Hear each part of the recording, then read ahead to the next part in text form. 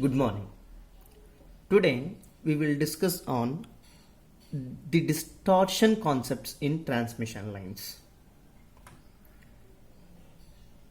Generally, the signal, when it is transmitting from one point to other point through a transmission line, the power is transmitted, and that power is a complex one which consists of many frequency components. For ideal transmission, the waveform at line receiving end must be the same as the waveform of the original input signal. For example, if this is a transmission line, when the power is transmitting from this end to this end, that means sending end to receiving end, the receiving end must receive the original signal which is transmitted from the sending end. So if the same is reproduced at the receiving end, it means that the transmission line is not experienced to distortion. The condition required that all the frequency components that are moving through this transmission line should have same attenuation and the same delay caused by the finite phase velocity, and that is called the velocity of propagation. When these conditions are not satisfied, distortion is existed in the transmission line. Usually, there are two types of line distortions. One, frequency distortion, second one, delay distortion. Let us discuss on frequency distortion. It is the one type of distortion in which the various frequency components of the signal undergoes different attenuations. As I mentioned earlier, the signal, when it is undergoing a transmission from one point to other point in a transmission line, it comprises of various frequency components, and all these frequency components, if they are experiencing to different attenuations, then frequency distortion is existed. This is when the attenuation constant alpha is not a function of the frequency, angular frequency omega. So the frequency distortion does not exist on transmission lines. Okay, it is not available in transmission lines.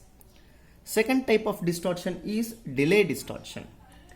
It is one type of dispersion in which the time required to transmit the various frequency components over the transmission line and the subsequent delay is not a constant. This is when the phase velocity Vp is independent of frequency. Delay distortion does not exist on transmission lines. This is also not existing in transmission lines. Since phase velocity Vp is omega by beta, it will be independent of frequency only when beta is equal to constant multiple by omega. This type of distortion is also known as phase distortion.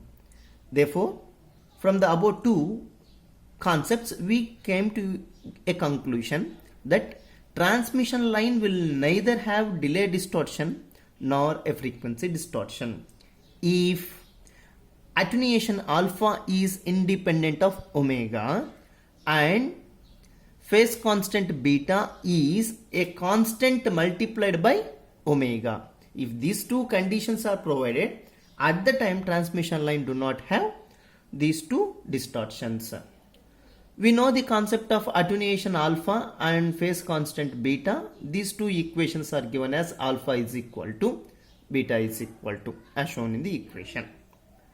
From that equations, on having a clear observation of those two equations, we can explain that in general, the value of alpha is not independent of omega. Since this alpha equation is a product of all omega terms here, so it is not independent of omega, and therefore the line will introduce frequency distribution. Now in contrast relation, definitely transmission line will contribute to frequency distribution. Similarly, beta is also not a constant multiplied by omega. Hence, the line will also introduce delay distortion.